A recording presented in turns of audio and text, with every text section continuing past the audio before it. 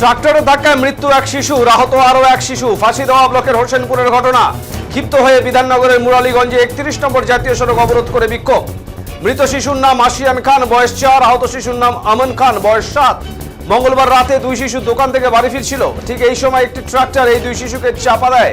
গুরুতর আহত অবস্থায় স্থানীয়রা দুই শিশুকে উদ্ধার করে প্রথমে বিধাননগর গ্রামীণ হাসপাতালে নিয়ে যায়। সেখানে তাদের অবস্থা অবনতি হলে উত্তরবঙ্গ মেডিকেল কলেজ হাসপাতালে তাদের নিয়ে যাওয়া হয়।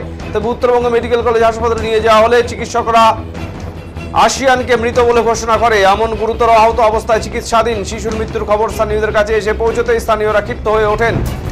সাথে মুরালীগঞ্জে 31 নম্বর জাতীয় সড়ক অবরোধ করে বিক্ষোভ দেখাতে থাকেন। অভিযোগ, মহানন্দা নদী থেকে অবৈধভাবে বালি তুলে নিয়ে যাচ্ছে ট্রাক্টরগুলি। এ বিষয়ে বহুবার প্রশাসনকে জানানো হলেও প্রশাসন কোনো পদক্ষেপ গ্রহণ করেনি। অবিলম্বে অবৈধভাবে বালি তোলা বন্ধ করতে হবে, এই ঘটনার সঙ্গে যারা জড়িত দ্রুত গ্রেপ্তার করতে হবে এবং এই দাবি তুলে বিক্ষোভকারীরা ঘটনার খবর পেয়ে বিধাননগর তদন্ত কেন্দ্রের থানার ফাঁসি দেওয়া থানা, নকশালবাড়ি থানা ও পুলিশের উচ্চপদস্থ আধিকারিকরা আশ্বাস দিলে প্রায় 3 ঘন্টা পর অবরোধ তোলেন স্থানীয় বাসিন্দারা।